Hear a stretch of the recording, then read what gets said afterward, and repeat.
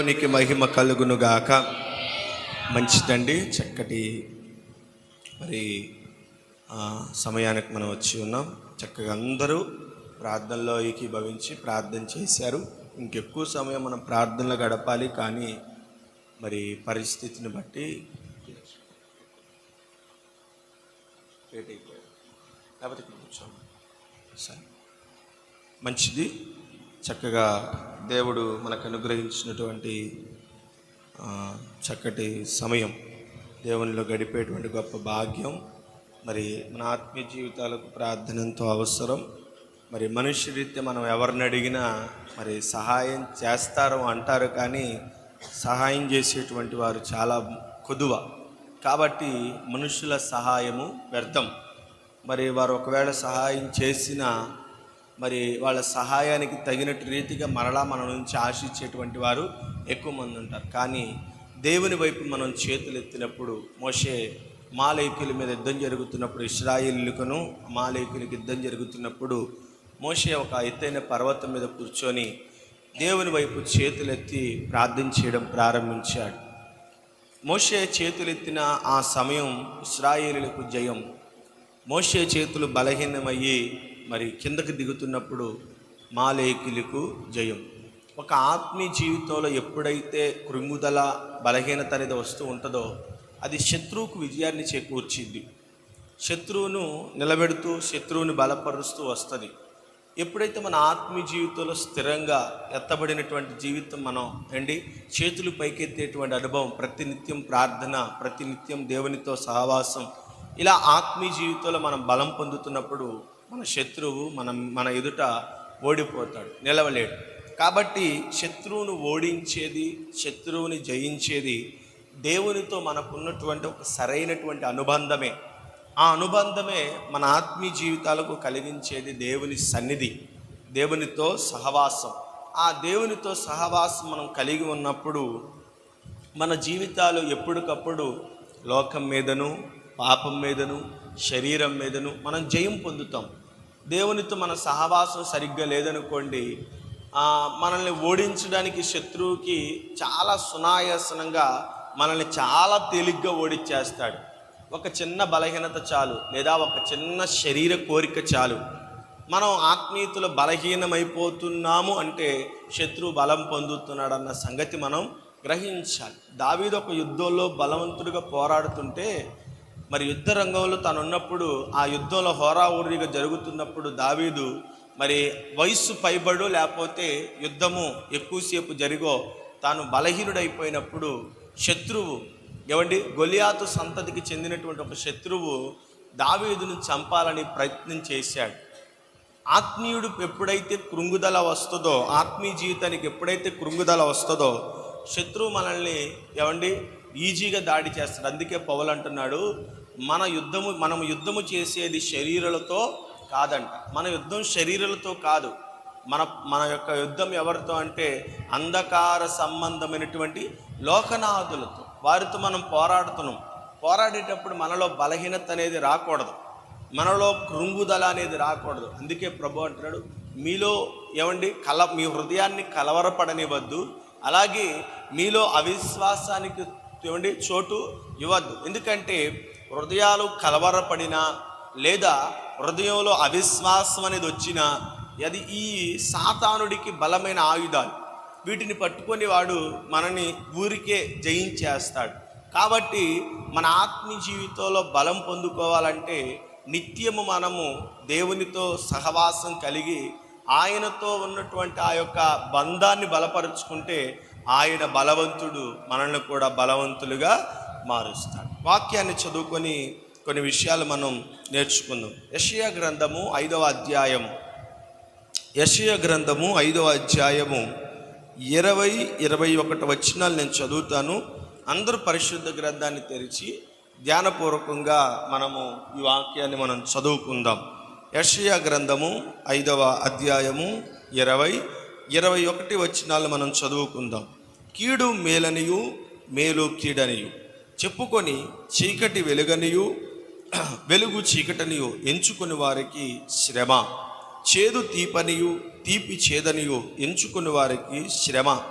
తమ దృష్టికి తాము నీ జ్ఞానులమనియు తమ ఎన్నికలు తాము బుద్ధిమంతులమనియు తలంచుకుని వారికి శ్రమ. దేవుడి పరిశుద్ధ వాక్యాన్ని మన వెనికిడిలో పదిలపరచునుగాక. ఈ రాత్రి దేవుడు మనతో మాట్లాడుతూ వస్తున్నటువంటి కొన్ని ఆధ్యాత్మికమైనటువంటి విషయాలు, ఇశ్రాయేలు యొక్క జీవితంలో మనం నేర్చుకోవాల్సినటువంటి కొన్ని పాఠాలు. భక్తుడైనటువంటి యెషయా కాలంలో మరి ఇశ్రాయేలీల యొక్క ప్రవర్తన, వారి యొక్క తీరు, వారి యొక్క నడవడిక, ఆనాటి వారి జీవిత పరిస్థితి ఎలా ఉన్నది, దానిని బట్టి దేవుని దగ్గర నుంచి ఏమి సంపాదించుకున్నారు, ఈ రాత్రి మన పరిస్థితి ఎలా ఉన్నది, మనము ఏ రీతిగా దేవుని దగ్గర నుంచి ఏమి సంపాదించుకుంటున్నాం అనేటువంటి విషయాలను మనం జాగ్రత్తగా గమనిస్తే, ప్రవక్త అయినటువంటి యెషయా ఇశ్రాయేలు ప్రజల యొక్క ఆత్మీయ స్థితిని చాలా గంభీరంగా చూపిస్తున్నాడు. ఏమి చూపిస్తున్నాడు? వారి ఆత్మీయ స్థితి ఏ విధంగా ఉందంటే, వారి ఆత్మీయ స్థితిలో ఈ వాక్యం కేవలం పాపాల జాబితా కాదు. వారి యొక్క పరిస్థితి ఎలా ఉందంటే, మంచిని చెడుగా మారుస్తున్నారు.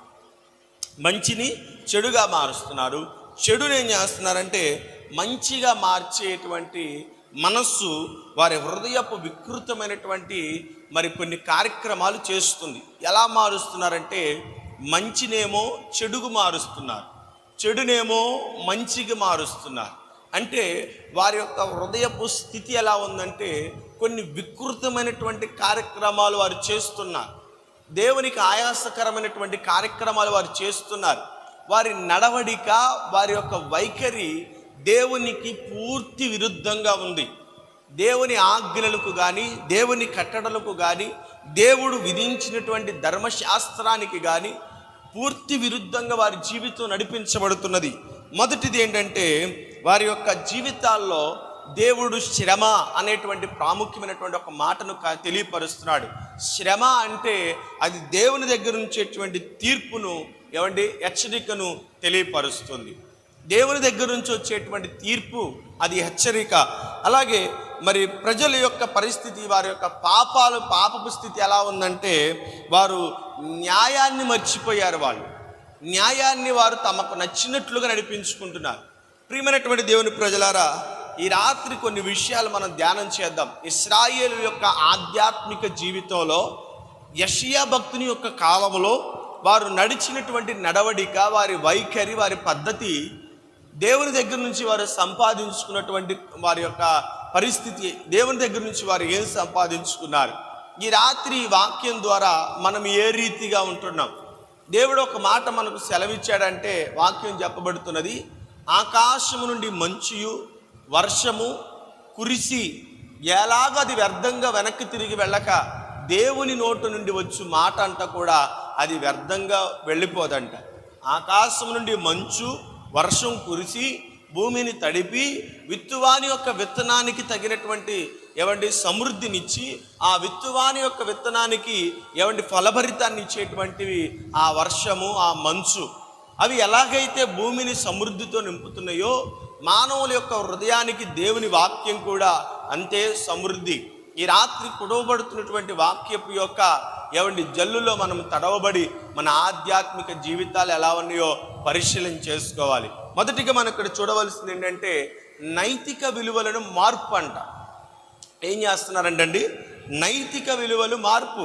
దేవుడు చెడు అని చెప్పిన దాన్ని వారు ఏం చేస్తున్నారంటే, ఇది మంచిది అని చెప్తున్నారు. దేవుడు ఏ విషయంలో చెడు అని చెప్తున్నారో, ఇది అంతగా తప్పేం కాదండి, ఇది అంత పొరపాటేం కాదు, ఇది అంత పాపాల జాబితాల్లో తీసుకోవాల్సినటువంటి మరి ప్రస్తావన కూడా కాదు.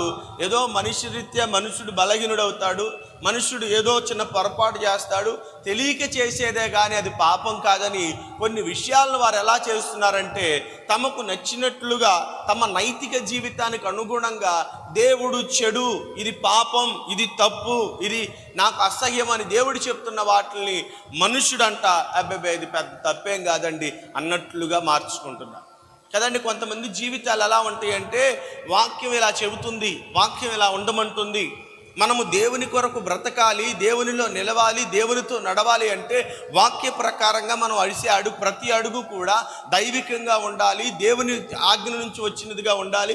మన జీవిత విధానం ఇలా ఉండాలి, పాపాన్ని అసహించుకోవాలి, చెడుని అసహించుకోవాలని వాక్యం చెబుతుంటే కొంతమంది మనుషులు ఏం చేస్తారంటే వాళ్ళకి వాక్యం తెలుసు, వాళ్ళకి దేవుని గురించి తెలుసు, వాళ్ళకి శ్రమలు తెలుసు, వాళ్ళకి తీర్పులు తెలిసి కూడా వారు ఏం చేస్తారు తెలుసా? వారు నైతిక జీవితాన్ని వారు మార్పు చేసుకొని దేవుడు చెడు అని చెప్పిన దాన్ని వాళ్ళు ఏం చేస్తారు తెలుసా? మంచి అనేటువంటి విధానంలోనికి మారుస్తూ ఉంటారు. ఏమని చెప్తారు? ప్రతి మనుష్యుడు బలహీనుడని వాక్యం చెప్తుందిగా భూమి మీద ఎవడు నీతిమంతుడు లేడని, ఏ ఒక్క మనుషుడు కూడా పరిశుద్ధుడు కాదని వాక్యమే చెప్తుంది కదా. మరి మనుషులే పాపం చేసినప్పుడు, మనుషుల్లో అది ఉన్నప్పుడు, సహజంగా అది ఉన్నప్పుడు ఇలా చేయడంలో తప్పేం లేదని చెప్పి సమర్థింపుల్లో వారు జీవితాలను జీవిస్తూ ఉంటారు. ఎదుటి వారు తప్పులను ఖండించరు, మనస్సాక్షికి వాత వేయబడి వారి జీవితాలను నైతిక కోణంలో వారికి నచ్చినట్లుగా వారు నడిపించుకుంటూ ఉంటారు. ప్రియమైనటువంటి దేవుని ప్రజలారా, ఇశ్రాయేలు యొక్క వైఖరి ఎలా ఉన్నది? దేవుడు వద్దన్న దాన్ని, దేవుడు ఏమండి చెడు అని చెప్పిన దాన్ని, ఇంకో మాట ఉంది, సత్యాన్ని తిరస్కరించి అబద్ధాన్ని స్వీకరిస్తారంట. ఏంటండి? సత్యాన్ని స్వీకరిస్తారు. వారి నైతిక జీవితము మార్పు చేసుకున్నారు. వాళ్ళు దేవునికి అనుగుణంగా నడవట్లేదు, దేవుని ఆజ్ఞానుసారంగా నడవట్లేదు. ఈరోజు వాక్యం అబద్ధమాడువాడి యొక్క జీవితం పాతాళంలో పడవేయబడుతుంది, అబద్ధము దేవునికి అసహ్యమైన కార్యమని దేవుడు వాక్యం ద్వారా హెచ్చరిస్తే బయటికి వెళ్ళిన తర్వాత వాళ్ళు అంటారు, ఏముందండి చిన్నాట్లకి కూడా అబద్ధం చెప్పకపోతే ఎట్లా, అబద్ధం అనేది పెద్ద పాపమని కూడా అనుకుంటే ఎట్లా, అవసరాన్ని బట్టి అబద్ధం ఆడాలి, అబద్ధం కూడా కొన్నిసార్లు మనకి మంచిగా చేస్తుందని వారు తమకు నచ్చినట్లుగా, తమ మనస్సుకు తోచినట్లుగా సత్యాన్ని అసత్యానికి, మంచిని చెడుకు, చెడుని మంచికి వారు మార్చుకుంటూ వారి నైతిక జీవితాన్ని వారు మార్పు చేసుకుంటూ వచ్చారంట. దేవుని ఆజ్ఞను మర్చిపోయారు, దేవుడిచ్చిన ధర్మశాస్త్రాన్ని మర్చిపోయారు, దేవుడిచ్చినటువంటి కట్టడలు మర్చిపోయారు. వారి సొంత జీవితానికి అనుగుణంగా వారు సొంత నిర్ణయాలు వారు తీసుకోవడం ప్రారంభించారు. ప్రేమైనటువంటి దేవుని ప్రజలారా, వాక్యం చెబుతున్నది నా మాట విని అంటున్నాడా, లేకపోతే మీకు నచ్చినట్టుగా అంటున్నాడా? నా మాట విని ఏమంటాడండి? నా మాట విని దాని చొప్పున నడుచుకునేవాడు ఎలా ఉంటాడంట? బండ మీద కట్టిన ఇంటి వంటి వాళ్ళే ఉంటాడు. నా మాట వినాలి, నేను చెప్పినట్లుగా వినాలి. నీ నైతిక జీవితానికి అనుగుణంగా నువ్వు మార్పులు చేసుకోవడం కాదు, నీకు నచ్చినట్లుగా దేవుని యొక్క మాటలను నీకు నచ్చినట్లుగా మార్చుకోవడం కాదు. వాక్యం ఏం చెబుతున్నదో, వాక్యం ఏ రీతిగా ఉండమంటుందో, వాక్యం ఏ రీతిగా నడవమంటుందో వాక్యాన్ని అనుసరించి నడవాలి. అందుకే యేసు ప్రభువు వారు అంటున్నాడు, జీవమునకు పోవు మార్గము ఇరుకును. ఏమండి? జీవమునకు పోవు మార్గం ఇరుకు, అది అనేకులు వెళ్ళాలని ప్రయత్నిస్తారు, కానీ ఎవరు దాంట్లోకి వెళ్ళరు. ఎందుకంటే ఆ మార్గం కొంచెం ఇరుకుగా ఉంటుంది, కొంచెం కష్టతరంగా ఉంటుంది, కొంచెం ఇబ్బందిగా, కానీ అడుగు వేస్తే దాని గుండా పయనిస్తే అంటున్నాడు దావీదు భక్తుడు, నీ ఆజ్ఞలను మేము అనుసరిస్తున్నప్పుడు నా హృదయము పాపంలో పడకుండా నేను నెమ్మదిగా ఉంటున్నాను. నేను నా జీవితాన్ని బాగా కట్టుకుని నీ ఆజ్ఞలే, నీ కట్టడలే నాకు జీవాన్ని ఇస్తున్నాయి, నీ ఆజ్ఞలే నాకు నెమ్మదినిస్తున్నాయి. దేవుని వాక్యాన్ని ఇష్టపూర్వకంగా తీసుకున్న వారికి అది మేలుకరంగా ఉంటుంది, తమకు నచ్చినట్లుగా తీసుకునే వారికి అది ఎలా ఉంటుంది? శాపంగా మార్చబడుతుంది. ఆనాటి ఇశ్రాయేలు యొక్క పరిస్థితి అది. భక్తుడైనటువంటి యెషయా తెలియపరుస్తున్నాడు, ప్రజల యొక్క పద్ధతి ఇలా ఉన్నది, ఆనాటి ప్రజల పద్ధతి ఈనాటి యొక్క ప్రజల పద్ధతి ఎలా ఉన్నది, ఏ రీతిగా ఉన్నది? మీకు నచ్చినట్లుగా నడుస్తున్నారా? మీకు నచ్చినట్లుగా నిర్ణయాలు తీసుకుంటున్నారా? మీకు నచ్చినట్లుగా మీ ప్రవర్తనకు అనుగుణంగా దేవుని యొక్క వాక్యాన్ని మీకు నచ్చినట్లుగా మలుపుచ్చుకుంటున్నారా? జాగ్రత్త, తీర్పు అనేది ఉంది. దేవుడు మన కుటుంబాల మీదకు తీర్పు రానివ్వకుండా మనం జాగ్రత్తగా ఉండాలి కదండి. మనకు నచ్చినట్లుగా వాక్యాన్ని మార్చుకోవడం కాదు, మనకు నచ్చినట్లుగా మన పద్ధతికి అనుగుణంగా ఉన్నట్లుగా మనం దేవుని యొక్క మాటను తీసుకోవడం కాదు. సౌలుతో చెప్పాడు, సౌలు, యెహోవా ఆజ్ఞను అనుసరించడం అది మేలు, నా మాట వింటం మేలయ్యా. పొట్టేలు కొవ్వు అర్పించడం మేలు కాదు, దహన బలి అర్పించడం కాదు, నా మాట వినటం అది శ్రేష్టం. నేను చెప్పినట్లుగా చేయడం అది మంచిది. నోవాహు జల ప్రళయము రాకమునుపు నీ ఇంటి కొరకు ఒక వాడను సిద్ధపరుచుకుంటే రక్షణ పొందిన ప్రతివాడు దాంట్లో ఉంటాడు, క్షేమాన్ని పొందుతాడు, రక్షణ పొందుతాడని దేవుడు సెలవిచ్చాడు. నోవాహు ఏం చేశాడు తెలుసా? దేవుడు చెప్పినది చెప్పినట్లుగా జరిగించాడు. రక్షణ పొందారా? ఆ కాలపు ఆ పరిస్థితుల్లో ఆ కాలమందు లోక సంబంధమైనటువంటి వ్యక్తులకు దుష్టులతో కూడా అతడు నాశనం పొందకుండా తప్పించబడ్డాడు కదండి, తప్పించబడ్డాడు కదా. మన ఆత్మీయ జీవితాలు ఎలా ఉంటున్నాయో ఈ రాత్రి పరిశీలన చేసుకోవాలి. ఎందుకు దేవుడు ఈ వాక్యాన్ని మనకు అనుగ్రహించాడంటే కొంతమంది జీవితాలు అలా ఉంటున్నాయి. ప్రస్తుతపు లోకపు యొక్క వ్యక్తుల యొక్క నడవడికి కూడా అలాగే ఉంటుంది. పేరుకు గనులైన వారు, పేరుకు వారిని మంచి హోదా కలిగినటువంటి వారు కూడా తమకు నచ్చినట్లుగా పద్ధతులు మార్చుకుంటున్నారు. తమకు నచ్చినట్లుగా నైతికత, తమకు నచ్చినట్లు విధంగా న్యాయాన్ని తమకు నచ్చినట్లుగా మార్చుకుంటున్నారు. క్రైస్తవ జనాంగమా, మనకు నచ్చినట్లుగా మార్చుకోవడానికి వాక్యము మనుషుల చేత రాయబడింది కాదు. పరిశుద్ధాత్మ దేవుడు దేవుని యొక్క వాక్యాన్ని మనుషుల చేత పరిశుద్ధాత్మ దేవుడు రాయించాడు కదా. ఇది పరిశుద్ధ గ్రంథం. దీనిని అనుసరించే ప్రతి ఒక్కరికి మేలు కలుగుతుంది.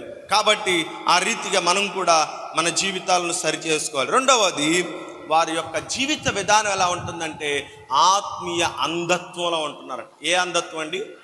భౌతికంగా వారి కళ్ళు ఉన్నాయి, చూస్తున్నారు, అన్నీ చూస్తున్నారు, కానీ ఆత్మీయంగా వారి నేత్రాలు వెలుగు లేదు, చీకటిమయమైపోయింది, గుడ్డితనం అయిపోయింది. గుడ్డోళ్ళు ఇప్పుడు రోడ్డు మీద నడుచుకుంటూ వెళ్ళాలనుకోండి, వారికి ఇప్పుడు ఎలా నడుస్తారు? ఒక మనిషి నడిపిస్తే వాళ్ళు నడుచుకుంటారు. లేదనుకోండి, వాళ్ళు ఎటు వెళతారో వాళ్ళకి, ఎటు అడుగు వేస్తారో వాళ్ళకి, ఎటువైపు నడుస్తారో వాళ్ళకి తెలియదు. ఎందుకని? వారు కళ్ళు కనపడవు కాబట్టి, వారు అంధత్వంలో ఉన్నారు కాబట్టి. అంధత్వంలో ఉన్నవారికి పగలే చీకటి. ఈ పగలే చీకటి వాళ్ళు ఎటు పోవాలో తెలియదు, ఎటు వెళ్ళాలో తెలియదు. ఆత్మీయ అంధత్వం కూడా అంతే. ఆత్మీయ అంధత్వంలో ఉన్నవాడి పరిస్థితి చీకటిని వెలుగుగా, అంటే పాపాన్ని వాళ్ళు జ్ఞానపూర్వకంగా లేదా స్వేచ్ఛగా చేయడం అంట.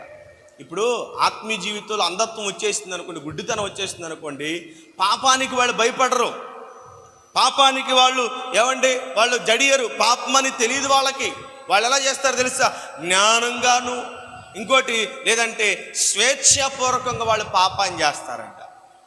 ఇక వాళ్ళ ఇష్టం, ఇక వాళ్ళకి నచ్చినట్లుగా వాళ్ళు నడుస్తారు. ఏంట్రా అన్నావు అనుకోండి, ఏంటయ్యా ఇది ఇలా చేస్తున్నావు అమ్మా, ఇలా తప్పమ్మా, రక్షణ పొందో, బాప్తీసం తీసుకున్నావు, ప్రతిరోజు మందిరానికి వచ్చేదానివి, బలారాధనలో పాల్పంపులు పొందేదానివి, ఇప్పుడు ఏదో చిన్న సమస్య వచ్చింది, ఎట్టొచ్చింది, నువ్వు ఇలా లోకానికి వెళ్ళిపోయావు, ఇది తప్పమ్మా అన్నావు అనుకోండి, ఏమంటారు తెలుసా? అయ్యగారు మాకు అన్నీ తెలుసు. ఏం తెలుసు నీకు? అన్నీ తెలుసు, కరెక్టే. ఏం తెలుసు నీకు? ఇది శాపం, ఇది పాపం, లేదా ఇది తప్పు అనే సంగతి నీకు తెలుసా అంటే అది తెలీదు. వాళ్ళకి తెలిసిందల్లా ఏంటంటే మాకు జరిగిన పరిస్థితిని బట్టి, మాకు కలిగిన నష్టాన్ని బట్టి మేము ఇలాగెళ్ళటమే కరెక్ట్ అంటారు వాళ్ళు, ఇలా పోవడమే కరెక్ట్ అంటారు వాళ్ళు. పోతే పోయిందండి, అప్పుడేదో అలా నడిచి ఇప్పుడు ఎలా నడవాలని అనుకుంటారే కానీ ప్రియమైనటువంటి దేవుని ప్రజలారా, వారు ఆత్మీయంగా అంధత్వంలోకి వెళ్ళామన్న సంగతి వాళ్ళకి తెలియదు. రెండోది అంటున్నాడు, వెలుగును చీకటిగా, అంటే దేవుని సత్యాన్ని వారు పాతదిగా, రెండవది కఠినమైన దానికి వారు చూపిస్తారంట. ఎలాంటండి? వెలుగును చీకటిగా మార్చి వాళ్ళంట దేవుని వాక్యాన్ని కఠినమైనది. ఇవి మన వంట పట్టవండి, ఇవి మనం అంత అనుసరించలేం. ఈరోజు వాక్యం చెప్తున్నాడు కానీ వాళ్ళ వారి పరిస్థితులు అలా ఉన్నాయని చెప్తున్నారు కానీ ఆ రోజు వాళ్ళు ఎట్టున్నారో, వారి పరిస్థితులు ఎట్టున్నాయో, ఎన్ని కష్టాలు పాలవుతున్నారో, ఎన్ని ఇబ్బందులు పాలవుతున్నారో. ఇప్పుడు మనం నీతిగా బ్రతకమంటే ఎలా కుదిరిద్ది? ఇప్పుడు మనం పరిశుద్ధంగా బ్రతకమంటే ఎలా కుదిరిద్ది? చీకట్లో మన యొక్క పరిస్థితిని బట్టి అప్పుడప్పుడు కొన్ని పొరపాట్లు చేయాల్సి వచ్చింది. తప్పే ఉంది, దేవుని వాక్యం కఠినమండి, దాని ప్రకారంగా నడవడం కష్టమండి అనేటువంటి వారు చాలామంది ఉన్నారా? చాలామంది ఉంటారు, తగులుతారు, అప్పుడప్పుడు తగులుతూ ఉంటారు. వాక్యం ప్రకారం వెళ్ళాలంటే కష్టమండి. ఎందుకంటే అప్పుడప్పుడు శ్లోకంలో బ్రతుకుతున్నాం కాబట్టి లోకపు వాసన కూడా మన దగ్గరికి రావాలి. ఎందుకంటే అయ్యా మా పరిస్థితి ఇలా ఉంది, మా పరిస్థితులు ఇలా ఉన్నాయి కాబట్టి మేము లోకాన్ని కొంచెం మా జీవితంలోనికి రానిచ్చుకోవాలని వాళ్ళ యొక్క జీవితాన్ని అలా మలుచుకున్నారు. క్రైస్తవులమైన మనము క్రీస్తు వాసన తప్ప లోకపు వాసన మనలోనికి పరిస్థితులు మారుతూ ఉంటాయి. ఇప్పుడే ఉంది, రానున్న దినాల్లో ఇంకా కఠినంగా ఉంటాయి, ఇంకా కష్టతరంగా ఉంటాయి. ఇంకా ఇబ్బందులు, ఇంకా శ్రమలు, ఇంకా ఇరుకులు, ఇంకా కష్టతరమైనటువంటి పరిస్థితులు ఇప్పుడిప్పుడే కొన్ని అరమరికలు ఏర్పడుతున్నాయి, కొన్ని కొదువులు ఏర్పడుతున్నాయి, కొన్ని కష్టాలు, ఇబ్బందులు అనేవిటివి మనకు కలుగుతున్నాయి. ఇప్పుడున్నటువంటి పరిస్థితులను ఇలాంటి నిర్ణయాలు తీసుకున్నాం అనుకోండి, రానున్న రోజుల్లో మనం అస్సలు దేవునికి దేవుని యొక్క అడుగుజాడలో మనం నడవలేం. వాక్యంగా వెళ్ళాలంటే కష్టమండి, వాక్యంలో మనం బ్రతకలేమండి అని వాళ్ళు ఆ విధానంలో వారు చీకటిని వారు ఇష్టపడి వెలుగును వారు ఏం చేశారు? దూరం చేశారు. యోహాను సువార్తలో 3వ అధ్యాయము 19 చూడండి. యోహాను సువార్త 3వ అధ్యాయము. ఆ తీర్పు ఇదే, వెలుగు లోకములోనికి వచ్చెను గాని తమ క్రియలు చెడ్డవైనందున వెలుగును ప్రేమింపక చీకటినే ప్రేమించుచున్నాడు. దుష్కార్యము చేయు ప్రతి వాడును వెలుగును ద్వేషించును. చూడండి, కనబడకుండునట్లు. చూడండి ఏం చేస్తున్నాడంటండి, తన క్రియలు చెడ్డవి, ఇవి అన్యాయము, ఇది తప్పు, నేను నడిచేది పద్ధతి కాదు, నేను నడిచేది కరెక్ట్ కాదు అని తెలుసుకునేటట్లుగా వాళ్ళు ఏం చేయరంటండి, వెలుగులోనికి వారు నడవరంట. 3వ అధ్యాయము 19-20 వచనాలు. యోహాను సువార్త 3వ అధ్యాయము 19-20 వచనాల్లో రాయబడినటువంటి మాట అంటున్నాడు, వారు దుష్క్రియలు తమ క్రియలుగా కనబడకుండానట్లు వెలుగునొద్దకు వాళ్ళంట రాల. ఇగో తమ తప్పులు సరి చేసుకునేటట్లుగా, తమ అతిక్రమాలు సరి చేసుకునేటట్లుగా, తమ వంకరి జీవితాన్ని సరి చేసుకునేటట్లుగా, తమ యొక్క అసమర్థతను లేదా తమకు నచ్చినటువంటి తీరును సరి చేసుకునేటట్లుగా దేవుని దగ్గరకు, వెలుగు దగ్గరకు వాళ్ళు రారండి. వాళ్ళు ఏం కోరుకుంటారు? ఎక్కువగా చీకటిని, అంధత్వాన్నే కోరుకుంటారు. ఆ చీకటే వాళ్ళకి సంతోషం, ఆ చీకట్లోనే వాళ్ళకి పండగ, ఆ చీకట్లోనే వారి జీవితం బాగుంటుంది.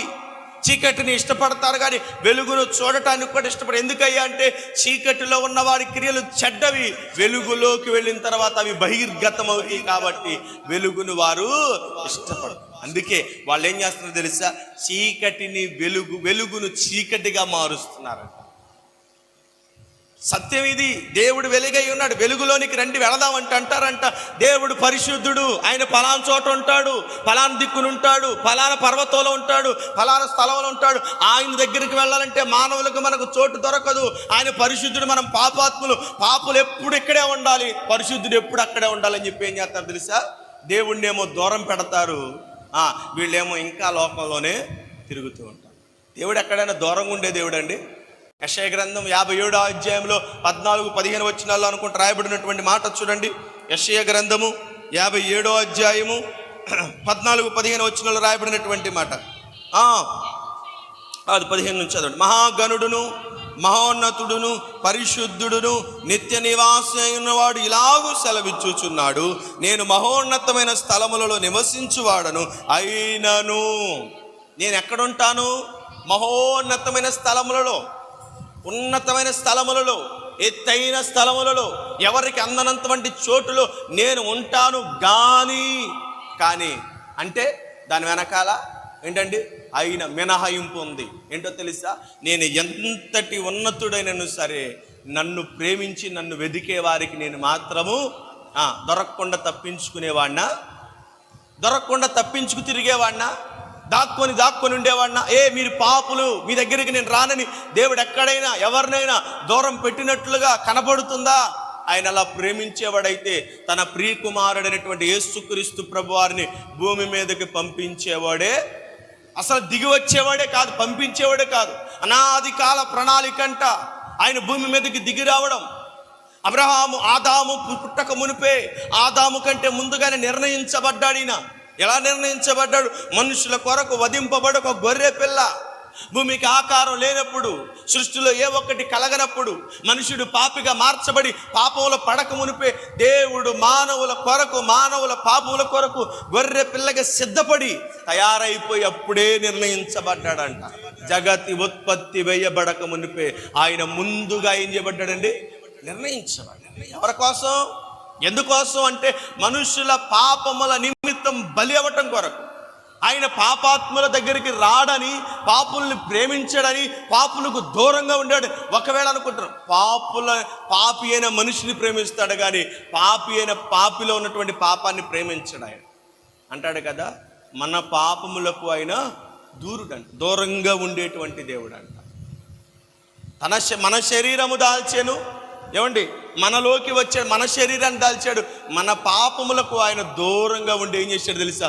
మన పాపముల పరిహారము నిమిత్తము, మన పాపముల కొరకైనటువంటి శిక్ష ఆయన మీద వేసుకొని ఆయన తన ప్రాణాన్ని మన కొరకు ఏమంటున్నారంట తెలుసా? వీళ్ళు దేవుడు వెలుగు, మనం దేవుడి దగ్గరికి చేరలేము, మనం చీకట్లోనే ఉందో అని వాళ్ళు ఏం చేస్తారో తెలుసా?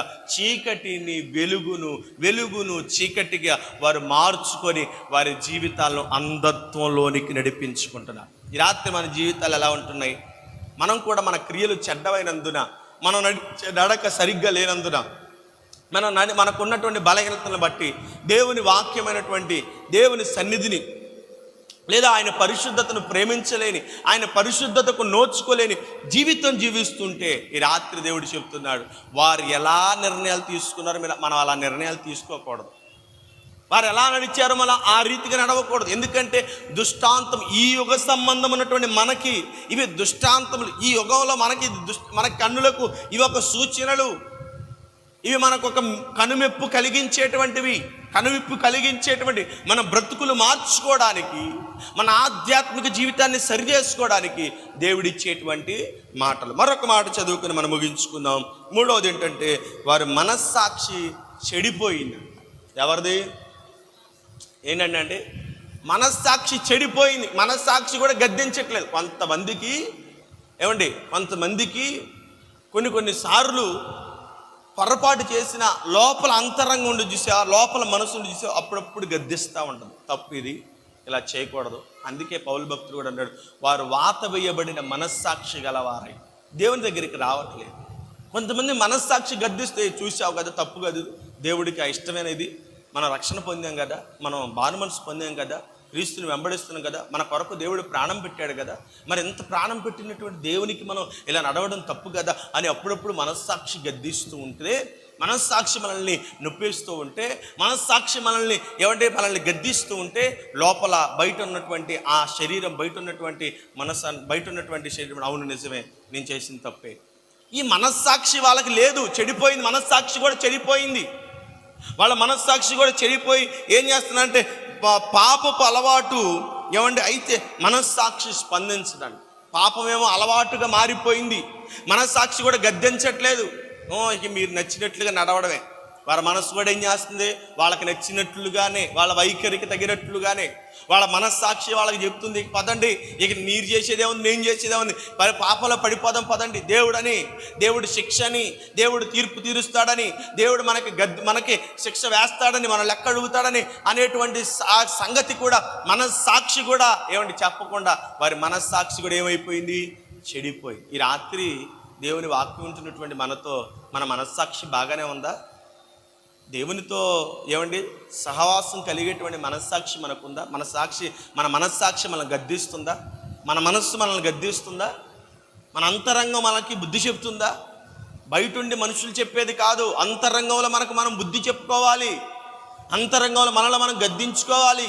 అంతరంగంలో మనల్ని మనం సరి చేసుకోవాలి. మనం అంతరంగ పురుషుడు బలపరచబడితేనే, మన అంతరంగ పురుషుడు దేవునితో కలిసి ఉంటేనే, మన అంతరంగ పురుషుడు దేవుని కృపను పొందుకుని దేవుని దయలో వద్దిల్లుతుంటేనే, మన అంతరంగ పురుషుడు దేవునితో కలిసి ఉండి పరిశుద్ధాత్మతో సహవాసం చేస్తేనే మనం పరలోక రాజ్యానికి వెళ్ళగలం. పాపం విషయమే తీర్పు నుండి మనం ఏం చేయబడగలం? తప్పింపబడగలం. అలా మన మనస్సాక్షి కూడా గద్దించేటువంటి స్థితిలో లేదంటే మన మనస్సాక్షి చెడిపోయిందన్న సంగతి మనం జ్ఞాపకం చేసుకోవాలి. ఈ రాత్రి దేవుడు ఈ మాటల ద్వారా మనకు తెలియపరుస్తున్నటువంటి విషయాలను మనం జాగ్రత్తగా పరిశీలన చేసుకొని 3 విషయాలు చెప్పాను. ఇశ్రాయేలు యొక్క ఆధ్యాత్మిక జీవితం గురించి 3 విషయాలు చెప్పాను. మొదటిది ఏంటంటే, నైతిక విలువలను వారు మార్పు చేసుకున్నారు. రెండవది, వారు ఆత్మీయ అంధత్వంలో ఉన్నారు. మూడవది, మనస్సాక్షి గద్దింపు లేదు. ఈ 3 విషయాల్లో నీ ఒకవేళ బలహీనుడు అయ్యామో, నీ జీవితం ఒకవేళ బలహీనమైన స్థితి అయి వాళ్ళకు మాదిరిగా నువ్వు ఉన్నావేమో జ్ఞాపకం చేసుకో. వాళ్ళని మాదిరిగా చేసుకున్నట్లుగా నీ జీవితం ఉందేమో జ్ఞాపకం చేసుకొని, మనము క్రైస్తవులం, క్రీస్తును ఎరిగిన వారం, వీటికి మనం విరుద్ధంగా, లోకానికి విరుద్ధంగా, పాపానికి విరుద్ధంగా, ఏమండి మన మనస్సాక్షి మనల్ని గద్దించేటువంటి రీతిలో మనం నడిపించబడేటట్లుగా దేవుడు కృపను గురించినట్లుగా ప్రార్థన